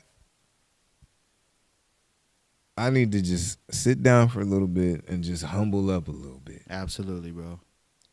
Because that's for a man's ego. Because I've done it. It's not easy. Oh, no. The hardest, I will never forget it. I stared myself in the mirror in the face. It was just like, dude, you dropped the ball. It wasn't nobody. You did it. And from that moment, I was able to take criticism a lot. Yep. A lot better. Like who I'll be having to have conversations like, man, who the fuck you think you are? Right. You ain't above none of this. Right. Like just because you got what you got don't make you better than nobody else. Absolutely. If I stop right now, I'm gonna watch somebody be where I'm supposed to be at, and I can't even envy them because I know what I did and I know what I didn't do. Exactly. I'm the one who put the ball down. Absolutely. You know what I mean? And I live by this. I know it looks good. I know it sounds good. I know it looks comfortable. I'm not comfortable. Absolutely. I'm comfortable enough. I'm not too comfortable. Because when you get too comfortable, you're falling asleep. Absolutely. And when you're falling asleep, you're not resting. Absolutely. I don't go to sleep. I go to rest. So I'm about to take y'all somewhere. I'm telling you. Shoot, I'm about to take y'all somewhere. For real, bro. Stay on your path. Like and it's easy for me to preach this. It's easy for me to talk this talk because y'all see me living it. You know what I'm saying? They see you living it. You know what I'm saying? I'll be liking everything on social media. Yes. I'll be watching you move crowds. I see you on stage with a giant projector monitor behind you. Yes. You're doing it. And we see it. So it's like if anything, it should motivate you because it motivates me. It's like, oh, Troy done did something. All right, we gotta pick it up. Yes. Let's get back up because when we come together, it's gonna be there's a viral moment. Absolutely. In here. It's coming, man. Like it's what? Coming. It is coming. It is coming. Like I can't even fathom it sometimes. Like Yep. the other thing too is that it already happened. It's just a matter of time. Absolutely. That process, getting our hearts ready and our mentality prepared for that next level. Because as sure as my hair is red, it's coming. Right. And that's like my big bro Nip said it the best. Like he said, I feel so strongly about this. Like just like when you stand on the ground and you know you're not gonna fall through, you know it's gonna support you. That's how I feel about music. That's how I feel about my comedy. That's how I feel about my podcast. That's how I feel about the kids, the family. Like I feel like we already made it. Yes. It's just like I said before, we're gonna go through a whole lot. Absolutely. But when we get through that whole lot, we're gonna have a whole lot and we're gonna get a whole lot more. Absolutely. Like I can promise that. Nipsey Hussle is one of the best examples all around. And a lot of people don't know that because they only know a few songs and they may have heard something that when he was on that tip. But Nipsey Hussle started from the very ground, and he didn't care what nobody said. Literally, the curve. He doesn't care what happened and how it happened. He was going to make it happen for himself. He turned down major deals. They asked him to play the role of Snoop Dogg in that movie, and he said, "I don't want to play that role because from now on they're gonna look at me and say that's the dude that plays Snoop Dogg, and they will strip him from his identity as Nipsey Hussle." He could have took that opportunity. It was a millions of dollar opportunity. I don't know how much, but I know it was a lot of money to play Snoop Dogg. You know, I would have definitely catapulted his career in another direction. Commended him for to that. A huge level. He was like, "Yo, I had no choice but to respect it. I felt." But it he all believed the way. in himself and had faith that I'm gonna get where I need to be on my own. And Hustle Entertainment is what I'm going after. And I believe that he would still be here today if he had not. I don't know. I don't want to speak those things, but it's just like if you live by the sword, you die by that sword. Yeah, 1,000. And that's why it is so important that you be careful on the things that you're planting and the seeds that you're sowing, because there's a harvest coming. And you can't live in the streets and go around. I'm not saying that he did anything because I wasn't with him in the streets, but according to a few of the tracks I may have heard, you can't live in the streets and go after and especially this gang violence, and you thinking that you have the right to take both. someone else's life because you just don't like the color they're wearing and because you don't like them on the street. Your mama probably don't want you. She put you out a long time ago and wants you on the street. Yeah. And you're going to kill him because he got the wrong color and they're supposed to be on the street. It's real. And then you're supposed to live a great long life. You can't do both. You can't do that. And I don't know for sure what he was doing, but I'm just saying that lifestyle that he was trying to come out of, because he was making a difference in the hood, he was doing what he needed to do, and he was making a lane for his children, for his people. But I just believe that that situation that took him out, I don't think was necessarily even gang related. But it's just the fact that was what, we don't know what he put into the soil. We don't know what he was doing as he was building that, because he was a G in the hood. They had respect for him. And you got to do some stuff to build that respect. So it's just, my prayers go out to him and his family, but it's just like, he is a great example, and I love him. I really do.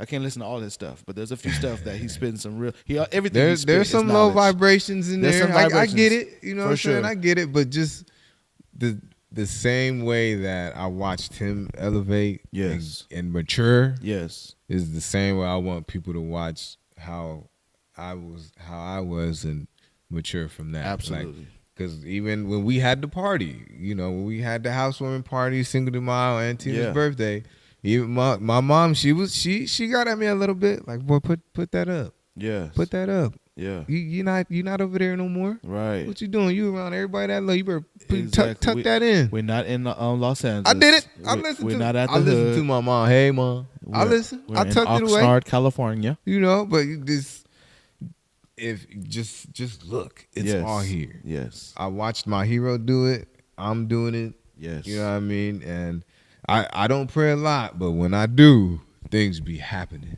Absolutely. Imagine the things that would take place if you prayed more often. I know it's scary. I don't know if I'm ready for it. But you also, it sounds crazy, but I don't know if I'm ready for it. but You you're know what I'm also saying? not ready to lose opportunities because you're not in tune. Sometimes there's things you can avoid if you just was praying more. He'll lead you. He'll show you. He'll something just from your regular every morning, like, God, what you want me to do today? And that's a lot of times people say, well, I don't know how to pray. All you got to do is just wake up and just start thanking him for everything you have. Just start thinking of everything and just tell him, Lord, lead me and forgive me. First of all, always start with forgiveness. Forgive me for not praying. Forgive me for not thinking about you. Forgive me for not consulting you first. And then just move forward. Bless me, cover me. I hope that I have a great day. What would you have for me to do? Protect my children. Protect me from danger, seen and unseen. Just do it on your way to work. Just do it when you're getting dressed. You can just think it. You don't got to get down on your knees and stop all the time. But just have that prayer just means communication and conversation with God. Continue to make sure that he hears from you. And the more you talk to him, he'll talk back to you. And he'll lead you through certain situations. He'll tell you where to go. There's going to be a 50% off deal on the $200,000 equipment that you need. That's how I got mine. I'm telling you, like, there's all kinds of different ways that we don't have to go through as much as we go through if we would just take a little more time with the Creator, because he knows all things. We down here trying to figure it out. He knows already. So it's silly for us to be like, I got it, I'm going to just figure it out, and it's my truth. The truth is already available. Okay. Let's just stop and see what the Creator has to say about it. You're going to mess around and get into accidents like us, and you don't have no choice but to sit down. Then you be forced to sit down. I was pissed when I got in my accident. I was pissed. I didn't think about nothing else. First of all, the Packers lost that day. Right. Second of all, I'm on my way to go get some money. Third of all, my birthday is the next day, and I gotta sit down because I was doing too much and moving too fast. Could have been dead. There's crash and there's crash and burn. Thankfully, I only crashed. Thankfully, I crashed. Y'all know the story. I crashed. Yes. I broke both my arms, and believe it or not, I got up and walked to the ambulance. Come on now. There's people that have died for less. Oh my goodness. And that is how that's when I knew too. That was something else. That was him like, man, you keep playing. Stop playing much. Stop playing. Oh, you don't want to listen?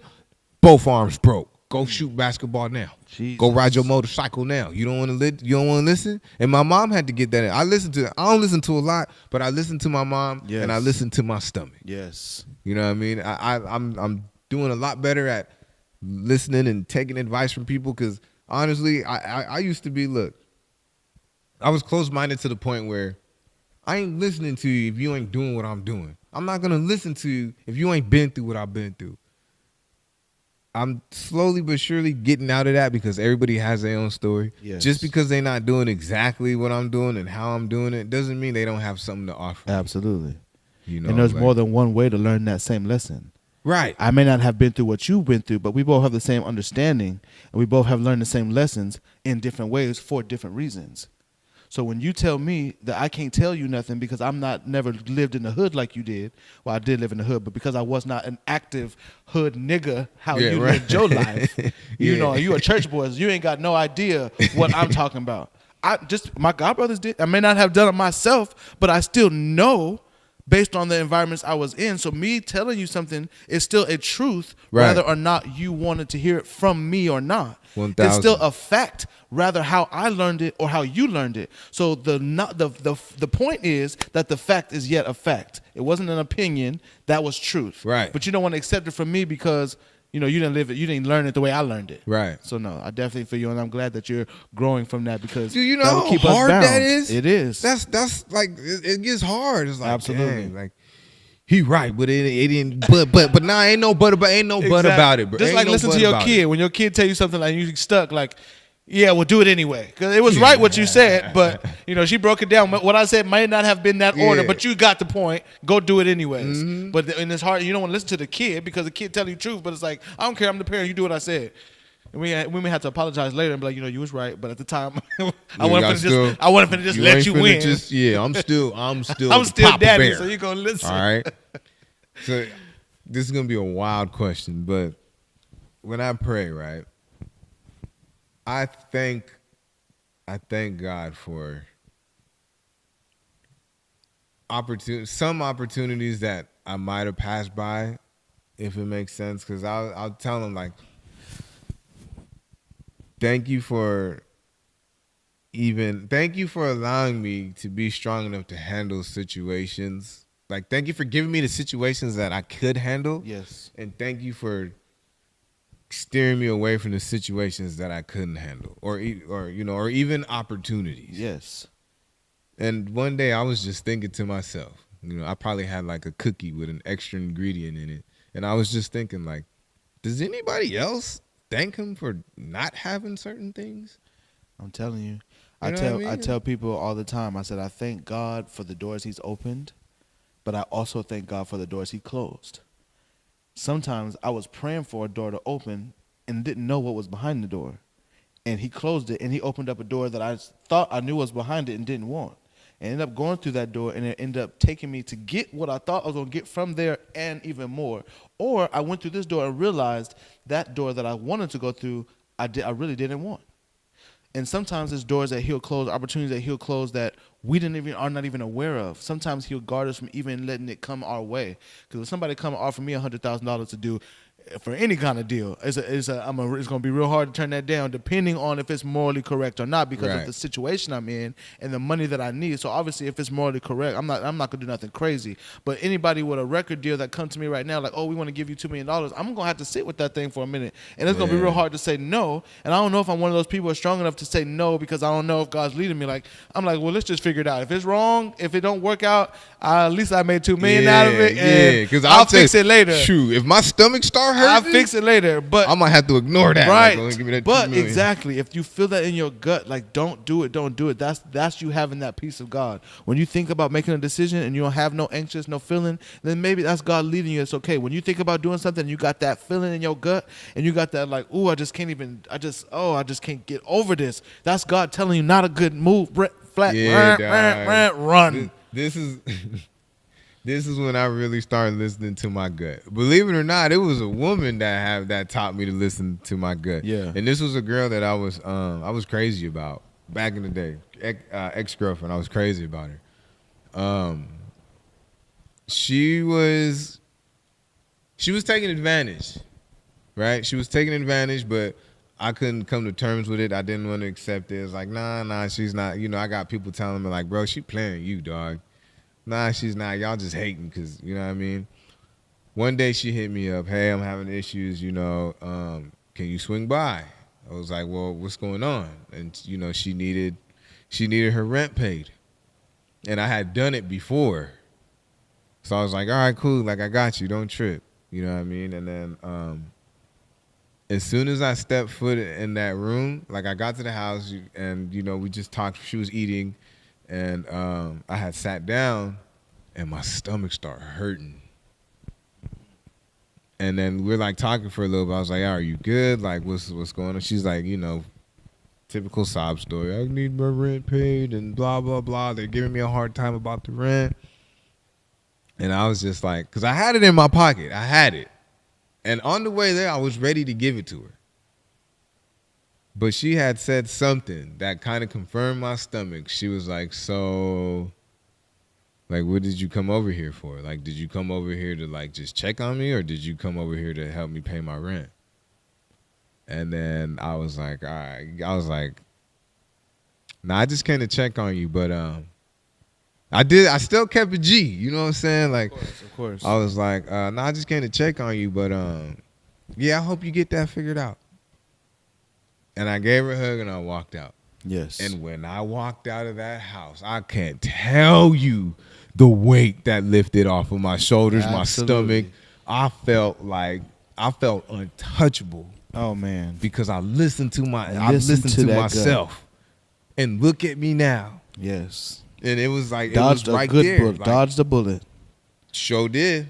And you can say it was yourself, but I'm going to say it was God using you and telling you using what He could to get your attention to move. Because we can't really. I mean, we can listen to that or not. You yourself was listening to that vibe and saying, "No, I'm gonna make a move." God protecting you from that situation because He can see further than we can. Without that gut, you probably would have done something different. Dude, I would have gave that money up like I always did. I used to Exactly. just ignore it, but it Exactly. hurt so bad. Exactly. It like I felt like I wanted to throw up. But then once I heard her, once she said what she said, that's when I was like, all right, yeah, I just gonna check up on you. Hug. I hope, it'll work itself out. Right. And I'll tell you, I went to the mall. I went to the mall. I'm going to spend this money know on what I something mean? for myself. I know that's right. Because it just turned in like I never disrespected her. Yeah. But it just turned into, man, forget all that. Yes. My rent paid. Yes. You know what I'm and saying? that's good for people that may not be, no offense to you, but that's good for people that may not be like super God conscious, don't go to church, they don't pray all the time. There's still a vibe and a feeling that you get that Yeah, you it's need there. to listen to. Sometimes you need to follow your spirit sometime when it's telling you no about something.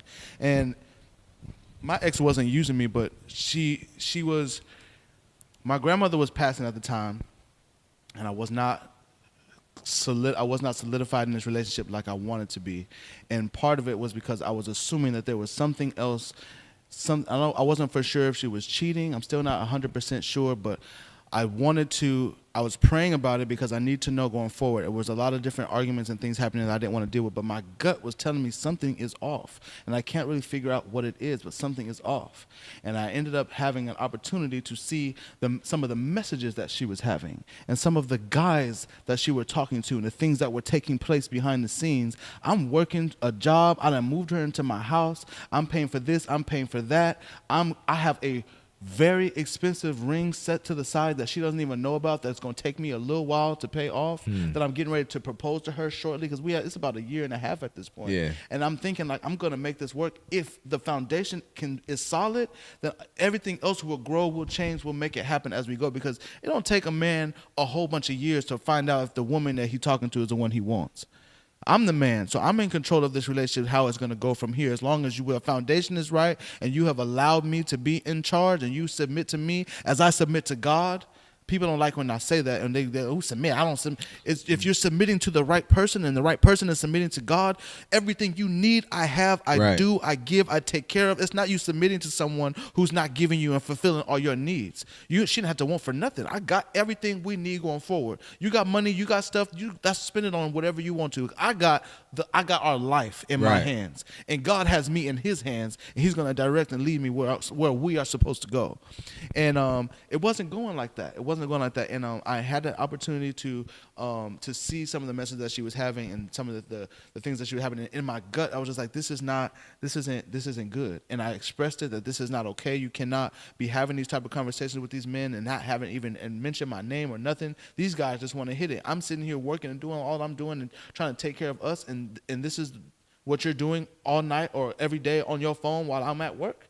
It just wasn't gonna work for me. Had I not listened to that to try to figure out, I'd end up marrying this girl and found out later, after having to spend all this money to get married and then all this money to get divorced. Yeah, this that's money out. to do this stuff. We ain't just in love. We start getting married. It is money going for it's it. out. I don't play about my money. I work too hard because I play too hard. Word and I ain't got up. time to be wasting money on a situation or time or effort in something that is inevitably going to come tumbling down. So sometimes listening to that vibe, yes, everything was good. Yes, the sex I shouldn't have been having was good. But it's just before marriage. But it still is like you have to understand that you got to, sometimes there's an uncomfortable situation that you need to make, or it could make or break a huge part of your future or life. And who knows how it would have been if I would now have a child with this girl and not together. Now I got to go through divorce and having the very thing I'm trying to avoid. I don't want any of my children to grow up the way I grew up, with my parents not being together, my dad doing what he wants, my mom doing, taking care of me. I want us to be connected. I don't want that co-parenting. I see you every weekend. We got to share time. No, I want it to be the way it was set up that a child needs his mama and his daddy for the duration of his life until he get to a place where he can be on his own. And I just believe that that's how it's supposed to be. So I want to make sure that the foundation is correct and that I follow that to the end. I don't want to not listen to my gut and allow me to get into a situation because it's comfortable or because it makes me look a certain way or feel better. I want to make sure that the things I'm doing are right. And for me, it's the Holy Ghost. It's the anointing that tells me what to do, what not to do. For someone else, it's still that, but they may not identify it as that. They just may say, it's my gut. It's just a feeling I got. People always say, something told me. I'm like, God told you, fool. It was God. But people don't want to give him his credit all the time, and that's okay. That's okay to say something. Something told me that was the wrong way to go, and you got home and found out there was a shooting on that street. Something told me not to go that way, and I'm going to walk this way. Sometimes the kids, like, something told me just to get on this bus and not that bus, and something break out on that bus or a fight or something happen. Anything can happen at any time to anybody. So being conscious of your feelings and being aware of your surroundings and your spirit realm is so important, so vital. All right, let me tell you this. If you want to feel that feeling times 10, eat right. For real, because sometimes I just be gas. I promise you, man. I promise you. Yes, that's real. The closest I felt to being godly, and I know we're not supposed to say that, but we created in his image. There's nothing wrong being godly. I felt it when I did no cooked food. I did no cooked food for a month. Yeah, I lost weight and I did look scary, but I felt amazing. Yeah. I smelled better. Like, I mean, I didn't have to use deodorant. That's true. My breath smelled better. I've heard of that. No BO. Even when I went to the bathroom, it was odorless. Yes. I slept or I went to rest better. Like, everything was like, just imagine rising up and you don't even have to stretch. Right. You just up. Or when you go to like wipe oil off of your face and it's not there. Man. Or you don't have no heartburn, or you like normally when you in the rising, when you get up, right, and you start the beginning of your day, a lot of people are nasally, they're congested. Right. It's gone. Wow. You watching everybody get sick around you. And you good. Kicking it. Man. Let me get a double burger with fries. Julius, what you getting? Let me get that acai bowl with some peanut butter. Right. And some almonds. Like, what? Somebody told me, like, man, you eat like a rabbit. I love her to death. What's up, Elena? She said, you eat like a rabbit. I was like, that was funny. I let that go because it was funny. But I'm trying to stop this whole thing of just black people in general, just with high cholesterol, high blood pressure. Yes, bro. Everything in the book is high except our vibration. Yes. If you want to vibrate higher, you eat food that vibrates higher. Absolutely, bro. Does it taste good? Hell yeah. I miss the hell out of Taco Bell. Oh, man. I miss Taco Bell. I miss Jack in the Box. Those are like my two favorite. Burger King. Absolutely. What? Absolutely. But when you eat food that is closer to the sun, and when you eat food that is living, when you eat food that comes from the earth, you feel it. Yes, bro. You feel it. When things around you vibrate high, it attracts. When you eat good, you vibrate good, you attract good. Yes. Like, it's scary. I can't.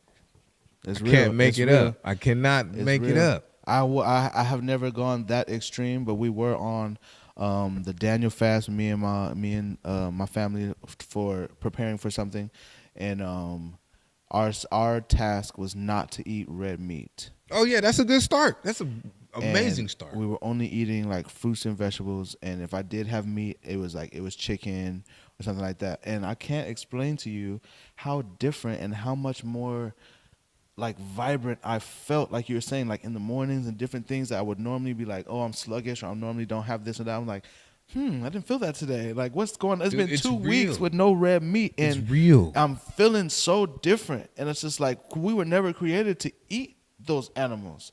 We were supposed to live in the garden and never die. And I always tell people when I get to heaven, I promise you, I'm hoping he'll put me off of this. I'm gonna kick Adam, and it wasn't even really Adam. Hey, you got some explaining I'm to do, gonna sir. kick Adam right Or should in I- his spiritual neck.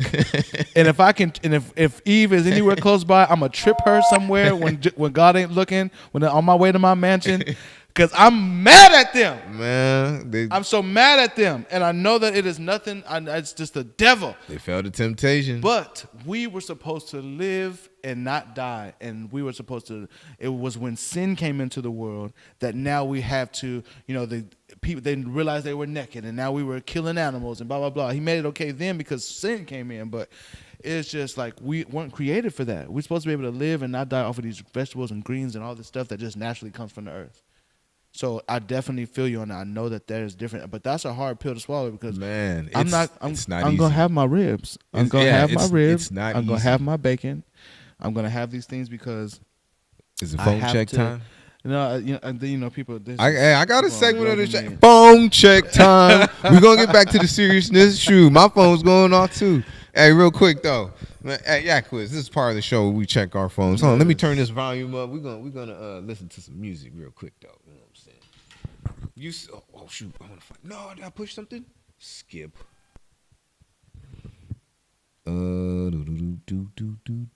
Hang in there. Wait, no, play it. Okay, good. I'm still taking donations so I can pay for YouTube Premium, by the way. For real. So I can skip these ads.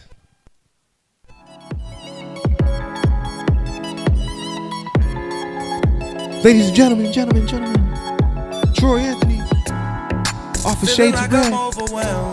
It's called Hanging There. And even though the fight's been fixed, Oh, it's not gonna let me check my phone and do music at the same time. Anyways, even though the fight's been fixed, I still find my hands in air. And What? learning how to trust God ain't easy. To put my faith in someone I can't see. Oh, but then I remembered. I'm gonna pause that. We're gonna do a little bit of lyrical breakdown too, because just because you can't see it, don't mean it ain't there. Man. Y'all know I got a foot in here. Y'all know there's a foot in this shoe. But you can't see it. You can't just don't play with me, man. Y'all know I got a heart right here. Just because you can't Just 'cause see you it don't can't mean see it it. don't exist. I said this, I think it was, which podcast did I say it on? It was one of my episodes. I said, what you can't see is eternal. And everything that you can see, feel, touch, smell, everything that you can do with the senses, it's temporary. Yep, that's real. I agree with that. It's temporary. I agree with that. They say you can't buy nothing with 2 cents. You can with mine. The last time I watched impossible turn possible. Oh, then I looked up and said, This is a gospel record, y'all. Right. So I'ma keep on holding on, no matter how I feel. Just a little longer, a little longer. Gotta get through it to get to it. Just a little longer. Ooh, I'm gonna do ad-libs on your next project. I got you. Come through. A little longer, hanging there, a little longer. Everything gon' be alright, alright, alright. Everything gon' be alright, alright. So that one sounds like 4. That's a 4 stack? Oh, come on, I still got it. Like me.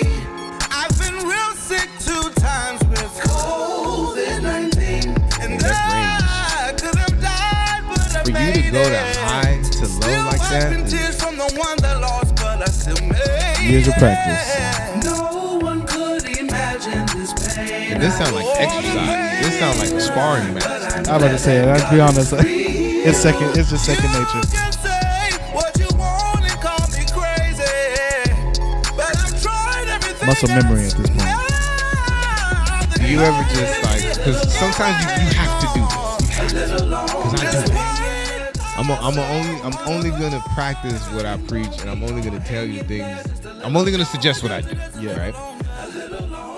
Do you ever just sit back and just admire your work? Like just set of headphones on. It's like, yeah, I did that. Yeah. You hear that? You hear that voice? You hear that? Yeah, that's me.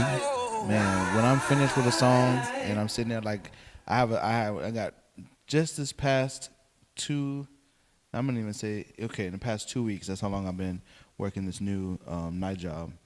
A friend of mine put me onto a new app called Splice. Splice gives me the opportunity to download sounds, search for the sounds I want, all kinds of sounds, all kinds of instruments, and I basically have taken all these different instruments and sounds and I've created songs with them. I have written and have recorded 14 songs in the past 2 weeks. That just I was feeling like Chris Brown. Oh yeah, that's when we was talking. The night before last night. Yes. Yeah. I literally just it just and finally, because I created the music I wanted, it was my type of vibe because I created it. I mean, not created it, but I put it together and created the track I wanted, and then the music would just download and it was flowing. And every single one of those songs, I'm just sitting here listening to it and I'm like, this is it. This the one. This the one gonna get them on their feet.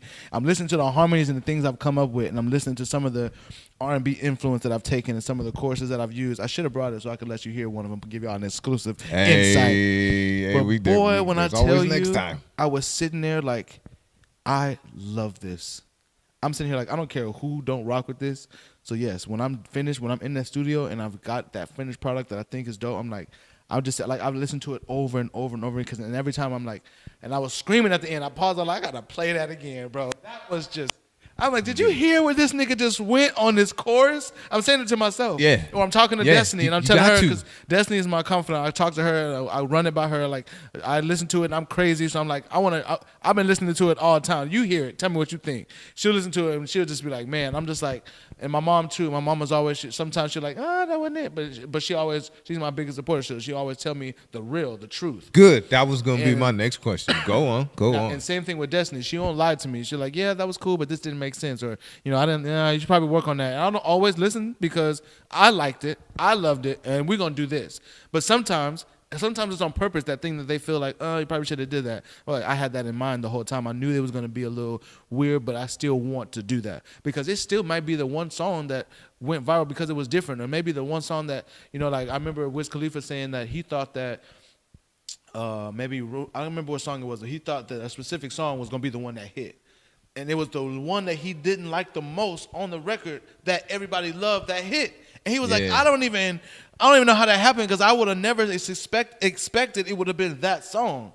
So that's why I'm like, sometimes I do what I feel regardless. But man, I love doing music. I love to create. I love these harmonies. I love to push the limits. How many runs can I do with 3-part harmony from top to bottom?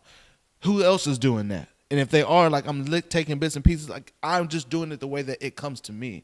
And, I sit there sometime in awe. Sometimes I'm just like, in the midst of it, I don't even realize until after it. Every time I'm finished, I close it, I'll go to something else, or I just close it and I come back the next day. And when I hear it the next day, I almost forgot what I did. And I'm sitting here like, I love when that happens. I'm like, oh my God, bro, did you hear that? I'm saying to myself, like right now, I have 2 songs that I wrote this morning. As soon as I got off work, I recorded it with a little bit of voice. I did some pitch correction, and then I went to sleep. And I was supposed to just normally go to sleep. So I don't even remember it, but I'm going to go listen to it when I get to work to figure out what did I do this morning. And I know I'm going to be blown away. Because it's fire. It's fire. I love what I do. We need that here at the Real Quick. I need that. Yes, we got you. So how important is it to you, or how do I phrase this question? Because actually, my computer's in the car. I will grab it and give you some insight on at least one. Oh, we're gonna do that when we get upstairs because we got about 15 minutes. 15, left. okay. But as far as, have you ever made something trash on purpose and then showed it to somebody and then they'd be like, oh yeah, this is dope, when you know it's not? Like, how you deal with the yes men? I typically, a yes man has a certain look and has a certain I hate to be spiritual about everything, but I'm very spiritual. So I can see when somebody is just yesing to get what they want, or just whatever I say. Those people I don't even have around me, because I have enough of those, especially being a star. I'm not a star, but I feel like a star. In certain areas, I have places where there's people that are going to always tell me, that was great. Oh, we just love when you sing. I mean, there were Sundays where I was terrible, and somebody, oh, I just love when you sing. No, you did fine. You did great. I'm like, okay, God bless you. And I already know not to ever come to you because you ain't going to tell me the truth. But I keep the people close to me that I don't have yes men close to me. And the ones that are, I take what they say with a grain of salt. And what they're saying is true because I liked it too. But there was this one song that I was really mad one day. I was really super angry, and I did this song. I was just because I can. I'm the recorder. I wrote about how I felt, and I was mad at some people.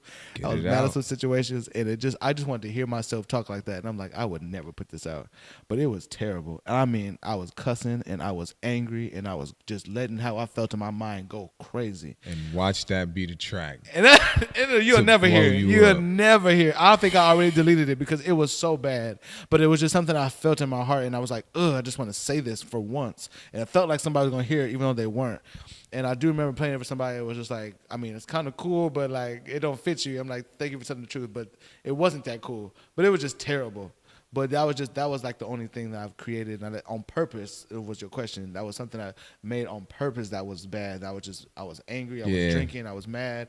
And I just wanted to get those feelings out on paper like all these rappers do. And like, you know, talk however I felt. And wasn't nobody gonna be edified, wasn't nobody gonna feel better after hearing that besides one to go and slap somebody. So it was just like, this ain't the one.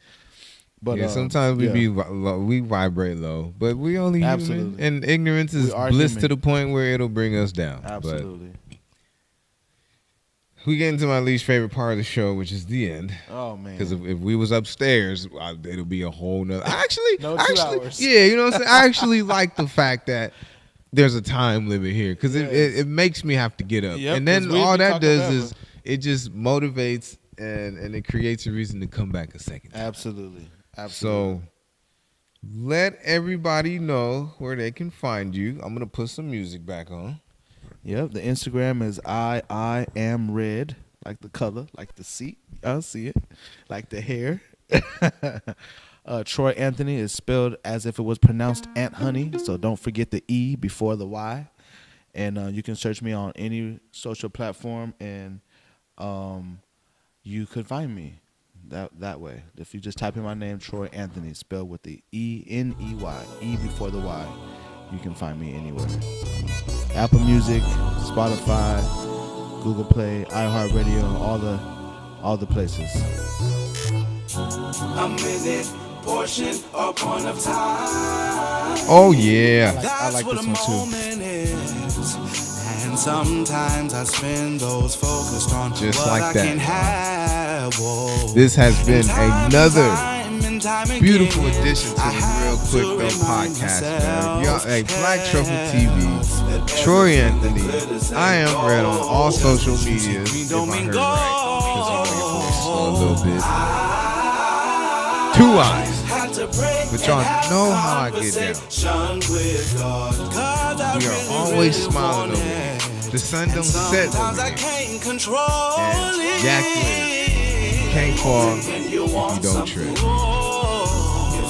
Peace. You can see it, but it's untenable. That moment when you need something for certain that is yours, but it's on a slow roll. Now it's something else when you don't have all your needs. That prayer hit different, 'cause I